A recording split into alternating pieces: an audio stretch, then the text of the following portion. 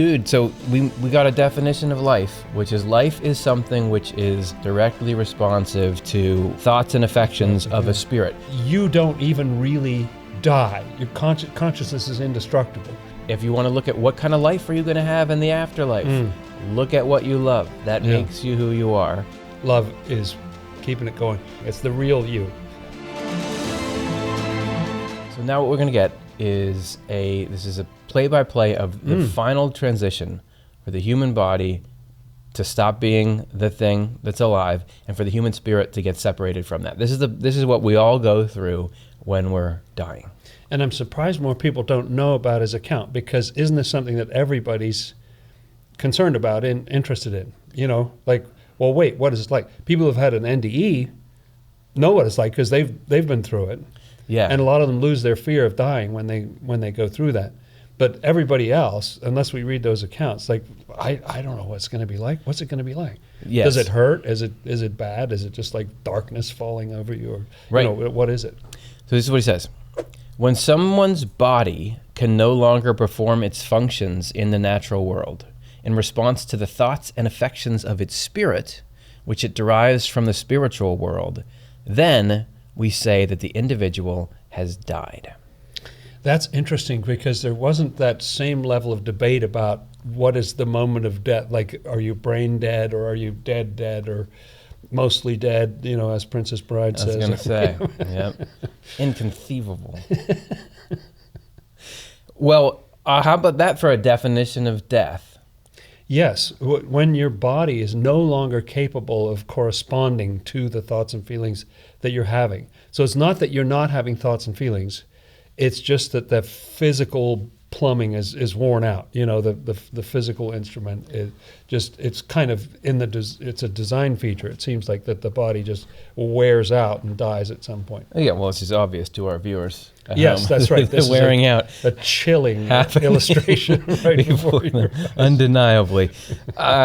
So you are like a two-part system here. You've got the thoughts and affections of your spirit, which it would be the same thing in Swedenborg as your consciousness. So the conscious part of you is spiritual, and it's sitting there, and it's already spiritual, and it's already never going to die. It's just there.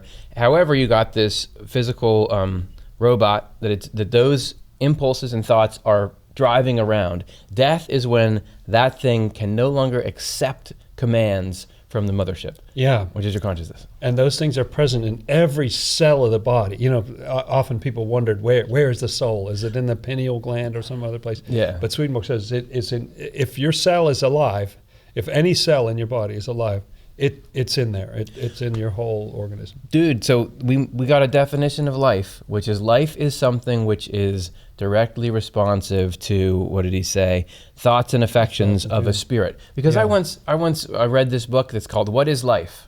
And it wasn't like, what's the meaning of life? It's literally, what is life? What is it? Yeah. And there's not a great consensus. There's not a clean, simple definition of what life is. If you look it up on the line or in like the big book or something of encyclopedia, it will say, well, here's a bunch of things. It's made of cells. It reproduces. It can like have movement. And like it's just a laundry list of stuff, because there's no like, here's the life particle. And you don't even have to go to a big book, because anybody who's had houseplants knows whether you're wondering all the time, is that thing dead? Is that thing still is that thing still alive? What's going on in there? So what he would say is, what's the difference between living and non-living matter? Living matter has a direct responsiveness to the thoughts and intentions of some spirit which lives in the spiritual world. Yeah, amazing. Okay. So the individual has died. So there's learning right there. The more you know. Yeah. This happens when the lungs' breathing and the heart's systolic motion have ceased. And it's definitely, you know, I'm no medical doctor or whatever, but it does seem like those are the last systems to go. You know, if you've still got a heartbeat going on, or they're still breathing. And so it's interesting that Swedenborg brings it all down to if those two can still carry that, even, you know, your shoulder, your leg, some other part of you may not be functioning anymore. But if those are still happening, then there's still some connection. And no offense. And when those stop, then it's lost. To the shoulder fans. No. But it's not just by an accident. He said, "Oh, just the heart and the lungs." The heart and the lungs are central to Swedenborg's mythology. Yes, right. That he talks about, you die when your body can't respond to the thoughts and affections of your spirit. Well, the thoughts of your spirit have a direct impact on your lungs. That's right. The affections of your spirit have a direct impact on your heart. That's right. So those two things ceasing, which goes back to this greater whole tapestry of like love and wisdom are the primary things in the universe. There's the goodness and truth are the things that emanate out of God. Those two things, everything goes back to those two things. That's everywhere in Swedenborg's picture of the world. That's right. And the lung part supplies consciousness. He talks about when somebody's unconscious or knocked unconscious, let's say, Yep. and their heart is beating, or let's say if you get all the wind knocked out of you, as people say, Yes. that the heart is still beating, but you don't have as much consciousness without the lung piece. And he also says that that's something about what's going on in the womb, that you have a heartbeat, but the mother's body is doing the respiration for you, Yeah. so that level of consciousness is not the same as it is after you're born and you start to breathe on your own. Help, I can't calm my thoughts down. What are you going to tell me to do? Here's a breathing exercise. That's right. Breathe in, 2, 3. Right? Traditions all over the world recognize breathing and There's thought a connection go between together. breathing and thought. That's right. And everybody who has a heart has felt it sort of race sometimes, or get excited, Yes. like it responds to things, or feels stressed, or If one saw, there's a new episode of Swedenborg and Life out, bum, bum, bum, bum, bum. Yeah. Which could That's be right. abject terror for all we know. The person, though, has not died at all. We are only separated from the physical nature that was useful to us in the world. The essential person is actually still alive.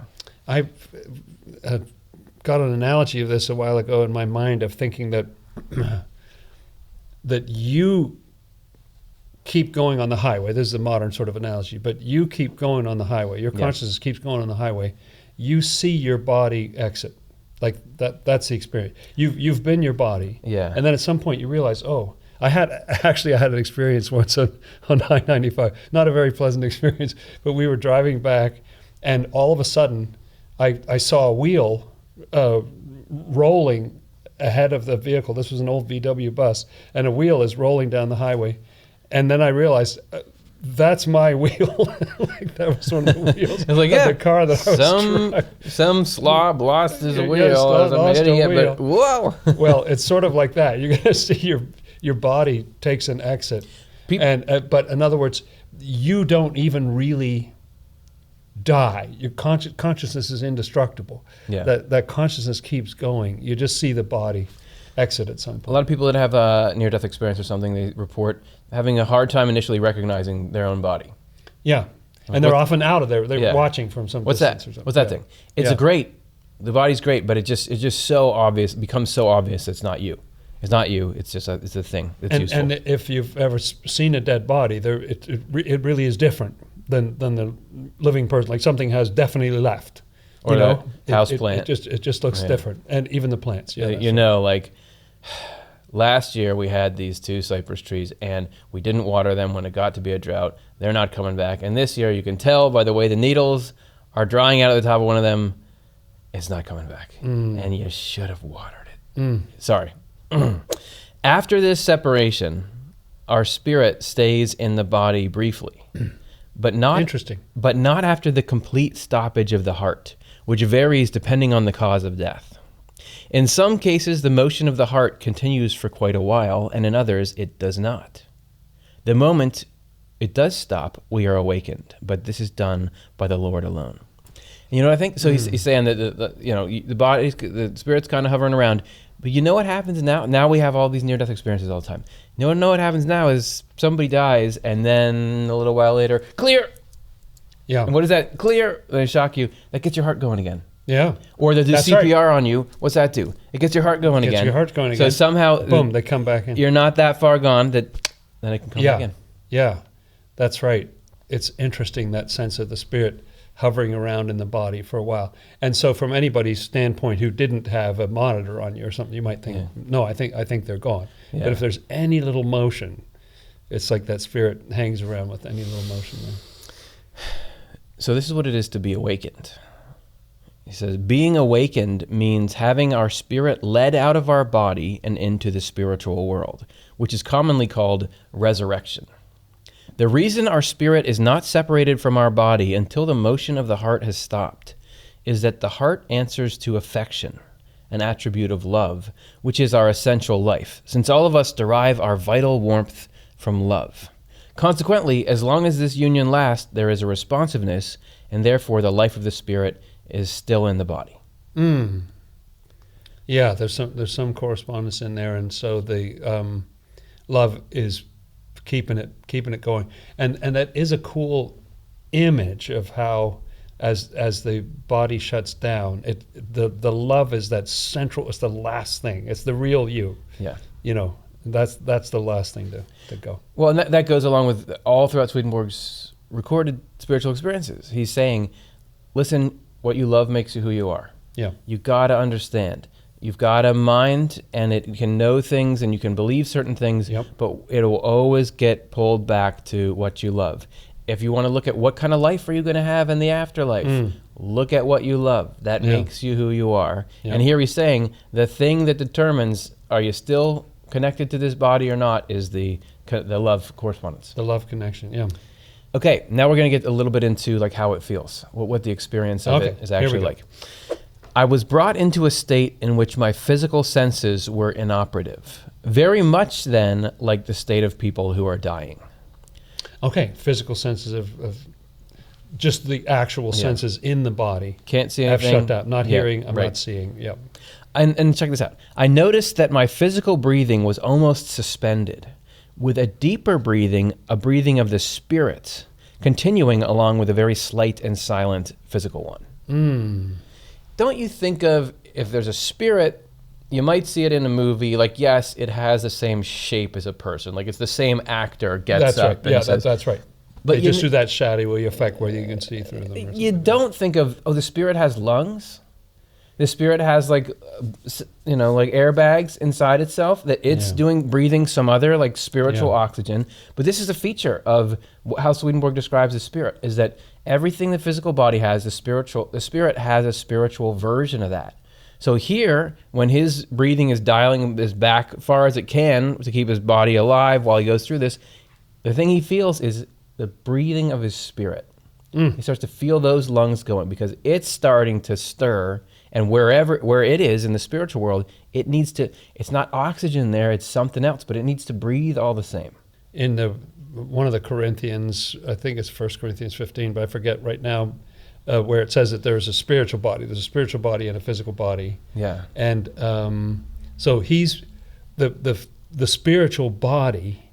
It's not physical. It's made of spiritual substance, but it has as you're saying, has its own breathing. So his physical senses are shut down. Now he's starting to sense in his spiritual body. He's feeling the breathing of his spiritual body, which is cool. Another place where this happens is meditation. Because people will say, if you want to have some kind of transcendent experience, often what people will do is to start to meditate. And what they do when they meditate is they're quieting down the physical senses. Or this is why if you're in a sensory deprivation tank, sometimes people start to hallucinate. They call it hallucinate because... That's right, because you got body temperature water that you're in, so you're not feeling your skin in the same way, and you're not, and it's quiet, and then, it's all sitting right there. Your spirit has got its own inputs from the spiritual world, and as soon as it's like, how you can't see stars at night because there's so many lights in the city, light pollution. If you move away from that, then you can see all these things in the sky that you couldn't see before. It's kind of like you've got your spirits like there. There's just so much static from the physical, but once that's quieted down, you start to perceive it. I think a lot of people, and Swedenborg even talks about this, that people think, well, I wouldn't be able to see in that world. Like this is partly that idea that you would rise up out of your grave eventually, because they think, well, I don't have eyes, I don't have ears in that world. Like how would I see or hear anything or interact with anybody in that world, because my senses are in my physical body? And this is a big thing that Swedenborg's trying to get across, is like, no, yes, you have apparatus in your physical body, but that's being fed by the spirit. It's actually the spirit that sees through your physical eyes and all that. And so there's a complete body already there in greater perfection than your physical form. And he's talking about that seamless transition where, oh, now I'm feeling myself breathing in this other body. The spiritual body you needed was there all along. Yeah. Like the ruby slippers. And I don't know. I was enabled to perceive and even to feel that there was a pull, a kind of drawing out of the deeper levels of my mind and therefore of my spirit from my body. And I was told that this was being done by the Lord and is what brings about our resurrection. Wow, now that's amazing. I have a couple things I want to say about that. One is rather silly, which is that when I've moved out of house, like I've lived in a house for 11 years at one point and then sold the house. And as I was moving, I almost felt like my spirit was being pulled out, like I was attached to every baseboard I'd worked on and all the little, every little piece of it, like pulling my spirit out of that. I wonder if it feels like that.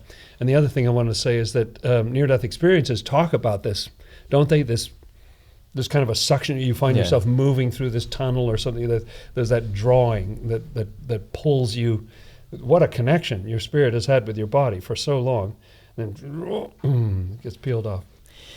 And it's interesting, he says, the deeper levels of my mind and therefore my spirit from my body. So you could even ditch the term spirit if you don't like that. You could just say mind. Mind. But the difference between how we normally think of mind, which is just this formless mass of information, is that your mind has a form. Your mind has a body, just like your body is a body. Yes. Yeah. Your mind has your a mind body. has eyes. Your mind has ears. There's a spiritual world, which is the same thing as saying it's the world of the mind. It's not just a world you just imagine. It's real and it has its own laws and it's a shared reality with other people and all that. But in some ways, it's the world of the mind. The mind is there. That's kind of cool. I just want to note, we're switching books here.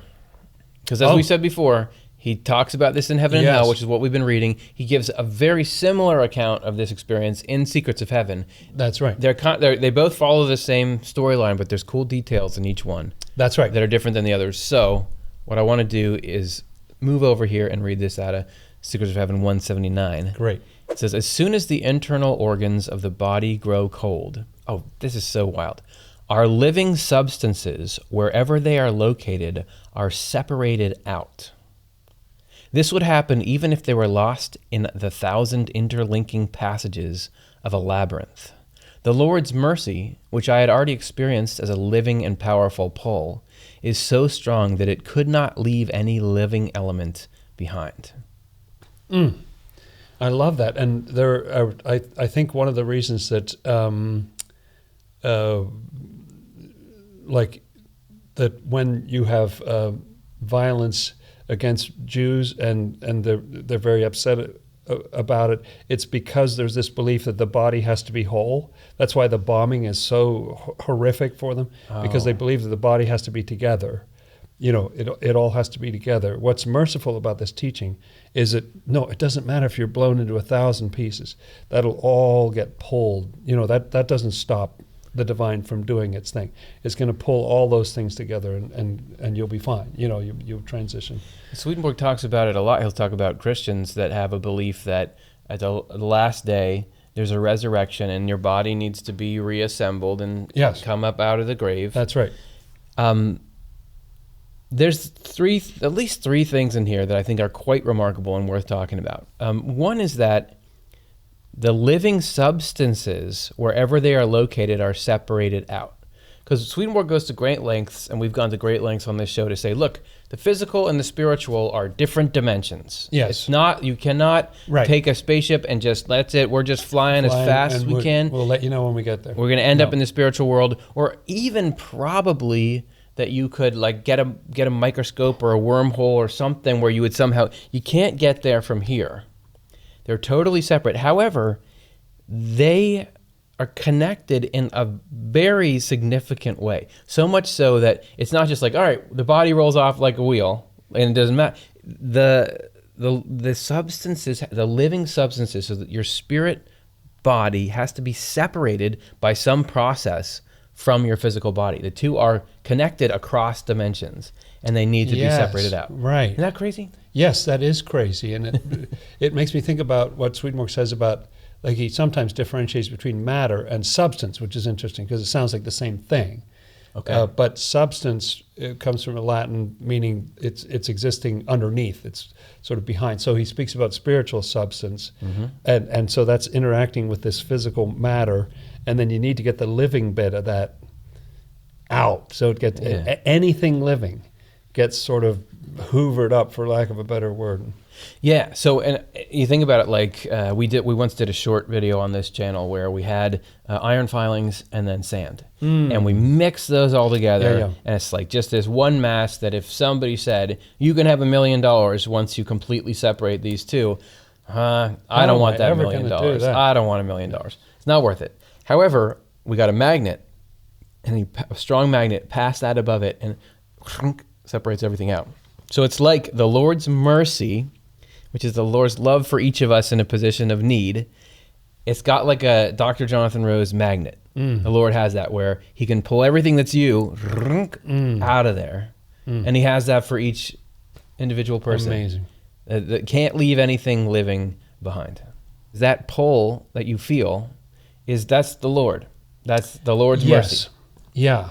And so people have that experience in the tunnel of being drawn, and then they, lo and behold, at the end of the tunnel, they see this being of unconditional love and so on. But I don't know if they associate those two things. And yet what that is the divine love pulling you from one world into the next.